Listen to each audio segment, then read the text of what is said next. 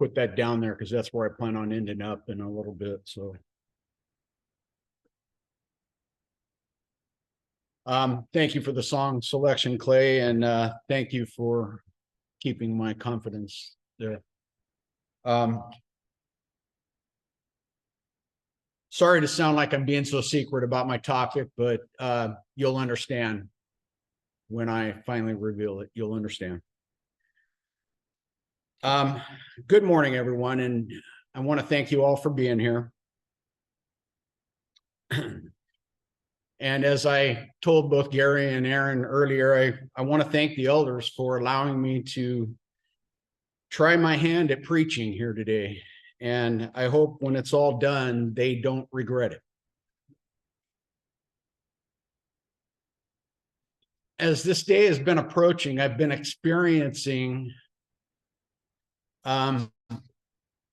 excitement, and I've been terrified all at the same time. So I'm trying to remember some words from my wife, and that is just remember to breathe. So I'm trying to do that. So and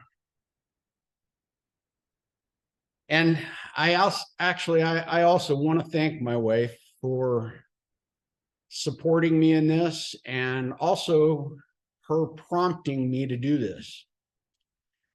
She said to me, and I quote, "I think you need to get at least one under your belt. You may even find you enjoy it." And she's right. I'm already getting a certain amount of satisfaction being able to be up here. So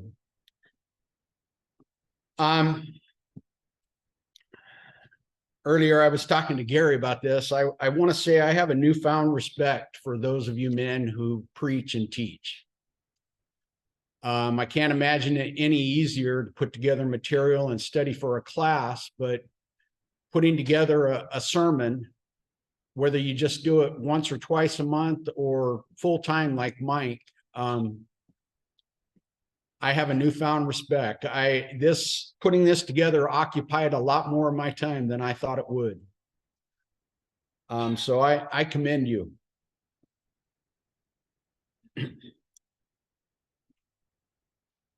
I struggled with a way to begin my sermon today. And as I tried to think of ways to do this, I was taken back in my teen years to an old family friend that was preaching for us one Sunday morning. In fact, one of the only people here I think that would know that person is Lynn. It was Bill Webster. He started a sermon in the way that I'm going to this morning, and I've always remembered it because the way he started his sermon, I found out more about that man that day than I had ever known before. And you guys are going to understand that here in a minute. So actually, without further delay, let's get into it. Excuse me. I was born June 26, 1961 in San Pablo, California, to Johnny and Fern Key. I have 3 older sisters. My youngest, though, has passed away due to a long battle with cancer. The only regret regarding my family is not being able to spend as much time with them as I would like to have. Other than that, I was blessed with a very loving family. At age 13, I was baptized. I remember I was excited, and I remember trying to be involved in the worship service as much as possible. My dad had a lot to do with me being baptized. Him and I would discuss God's word while out fishing, and growing up on the Delta, we did a lot of fishing. And those discussions with my dad is what helped me to make my decision. Now, this next part I put and then, and I wrote it all in capitals and in parentheses because to me, it was a big and then, and then at about age 17, I stopped attending church. Not quite sure what happened, but remembering back, I do remember this is a decision that I deeply regret. I feel I missed out on a lot by doing that. In June of 1980, or sorry, I skipped over a date here. In June of 1979, I graduated high school. That same summer, at the end of July, Lisa walked around the corner into my life. And I do mean literally walked around the corner, but I can't tell you that story right now. It would be too involved. Sorry. In June of 1981, we were married. My parents thought that Lisa was the best thing that could ever happen to me. And they were right. I must say that Lisa has always been my straight and narrow path. Excuse me, I got a water up here just in case of this.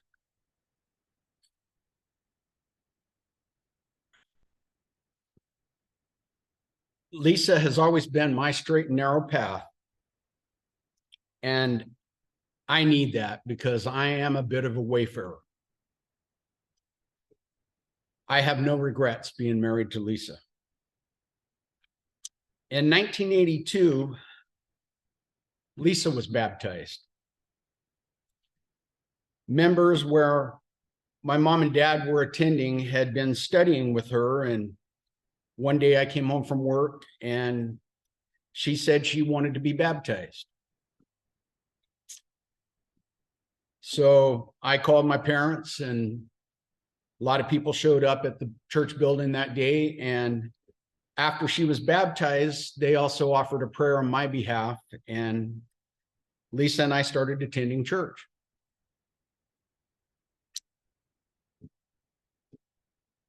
In 1988, we moved from Antioch to this area.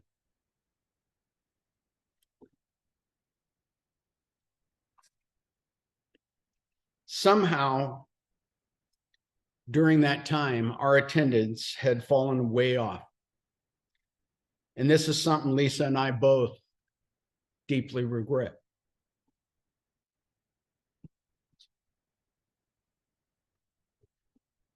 In 1989, we were blessed with the birth of our son. Our son, Spencer. Sorry. We have no regrets there. And the only thing that I do want to say, and I don't think I do this often enough, but I think I need to tell him more often how proud I am of him.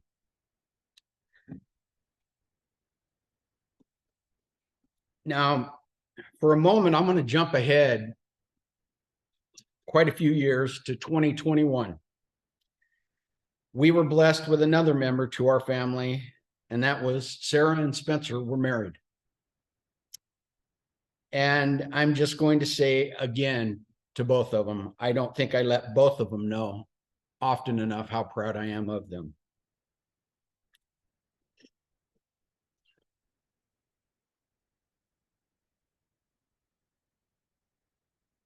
Excuse me, I have to hold on here because I have trouble standing for a long period of time. Now, to jump back in time, one Sunday morning in 1993, Lisa woke up and said that she was going to get her and Spencer ready and go find a place to attend church. This is my straight and narrow path at work here. She returned home excited to find members that she knew from Antioch and members that had known my family for many years. After a few weeks of her attending, I decided that it was time that I should be here with her and Spencer. And that Sunday morning, we went forward and we made our desire known to make our lives right with God. And we placed membership here at Carmichael, and we have been here ever since. Now, in case some of you haven't figured it out, this is the time I've chose to reveal my topic for the morning. My topic is regret.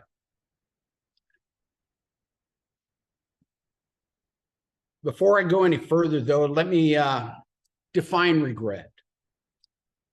I got a definition here from Webster's Revised Unabridged Dictionary. It says regret is pain of mind on account of something done or experienced in the past, and a wish that it had been different.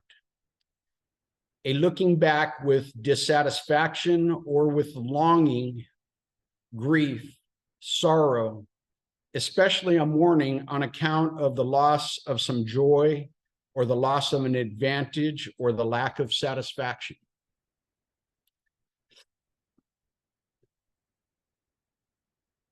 I also wanted to include in here some opposite feelings of regret or antonyms of regret. And these are a feeling of satisfaction, contentment, delight, happiness, and fulfillment. I think these are things that we all want in our lives.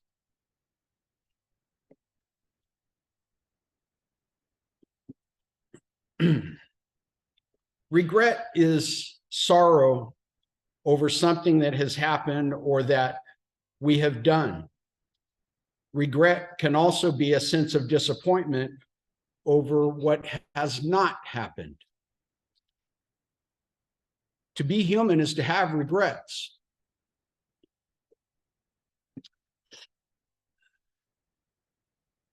Sorry, lost my place. To be human is to have regrets, because making mistakes is a universal experience. The Bible gives instructions that, if followed, will result in fewer regrets. God's commands and boundaries are written down for us in His Word, and the more we adhere to them, the less we have to regret. However, in God's grace and mercy, He has also provided a way to deal with regrets, especially when we have not lived our lives as wisely as He wants us to. In considering what the Bible says about regret,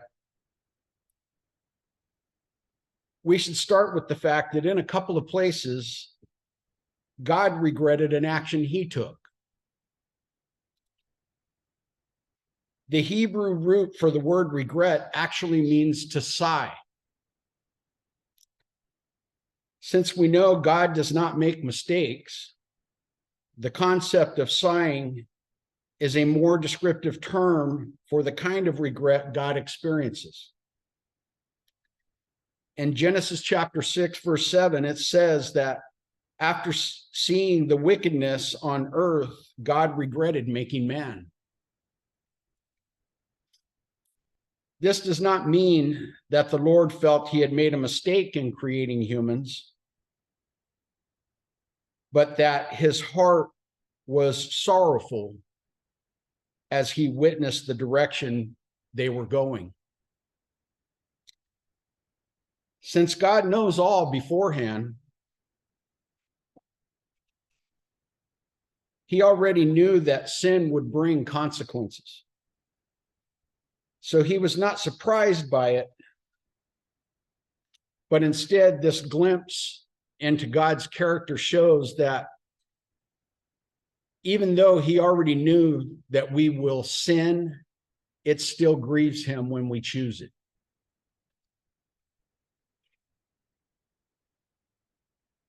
Human regret is different from God's regret.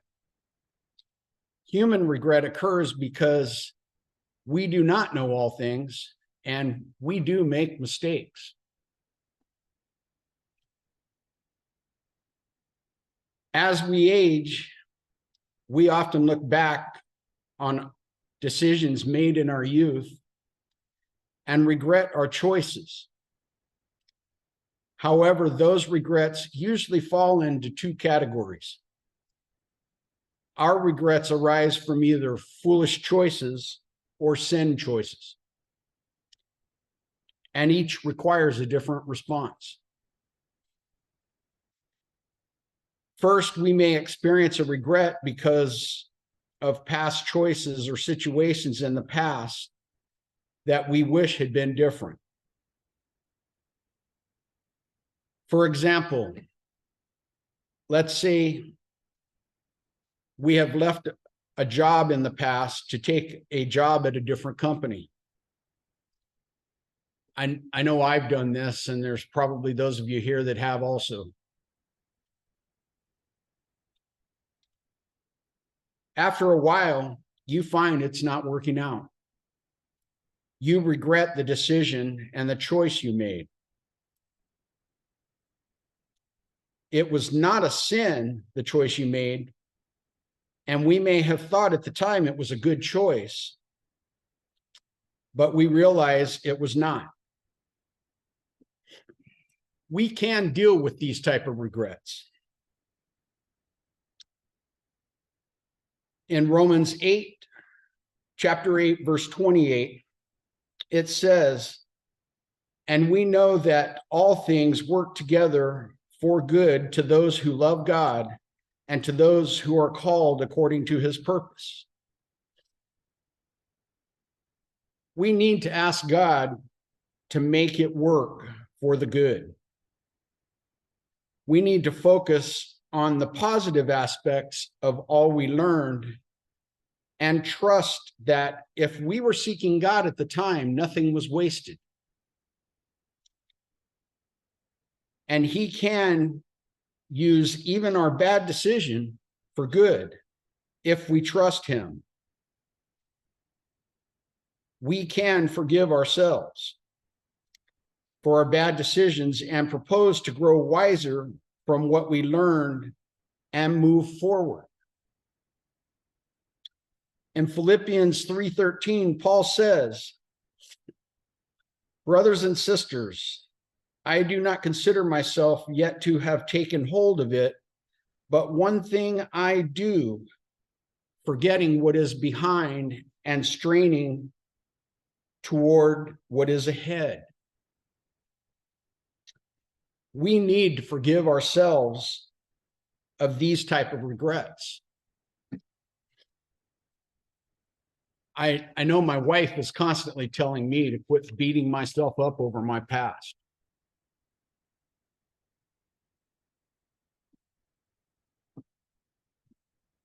Regret can lead some to self-destruction,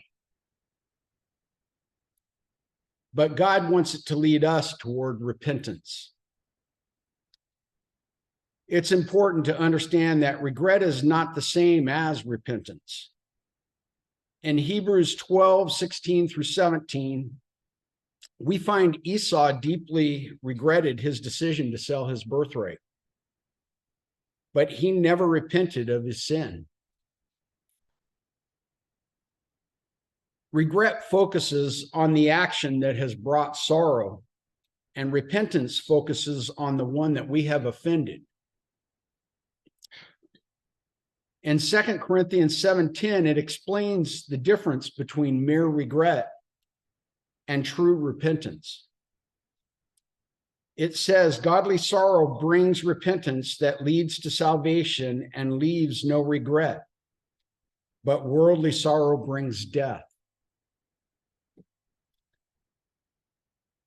Another example of this is two men betrayed Jesus on the night he was crucified. Judas had godly sorrow, and his life was ended. Peter Judas had worldly sorrow and his life was ended. Peter had godly sorrow and his life was transformed. We have the same choices those men had. Rather than allow regret to win and consume our lives, we can allow Jesus to transform us so that our past sin choices magnify his powerful grace. When we come to him in repentance, believing that his sacrifice on the cross was sufficient payment for the debt we owe God, we can be forgiven. Do not let the regret win.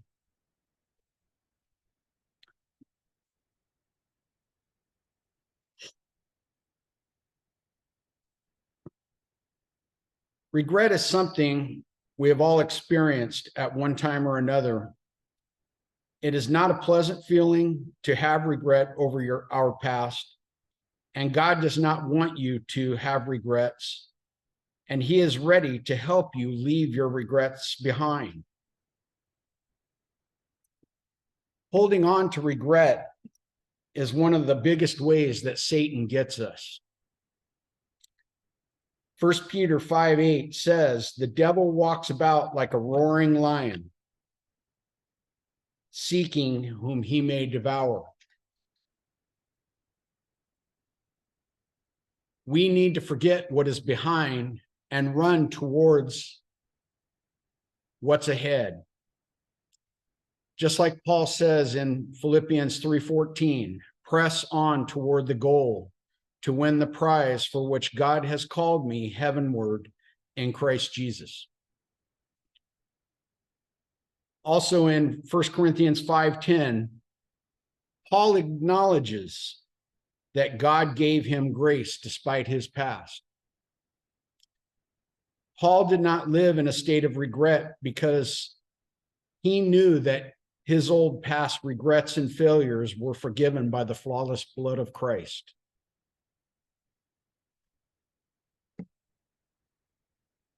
One of the verses that Glenn read this morning was 2 Timothy 4:7. Paul says, I have fought the good fight.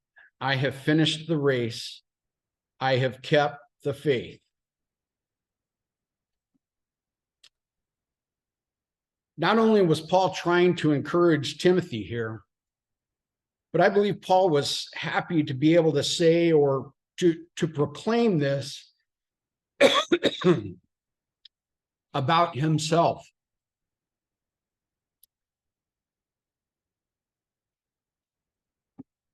I believe that this is not the words of someone that's dwelling in their past.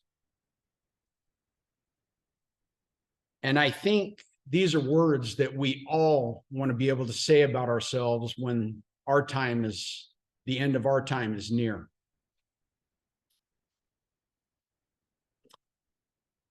There are things that we can do to let go of regret. And 1 Peter 5:7 says we need to give all our regrets over to God. Lay all our regrets at Jesus' feet.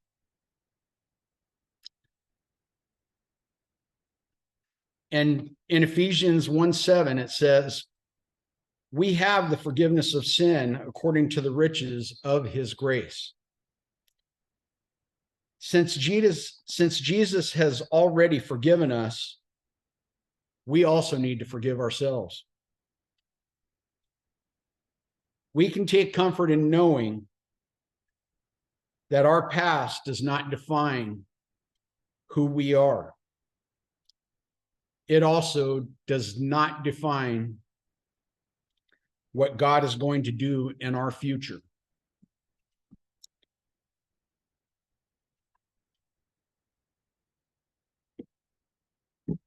You can choose today to let go of your regrets. you can set down your regrets today by giving them over to Christ. Our regrets have been covered by God's mercy, grace, and love.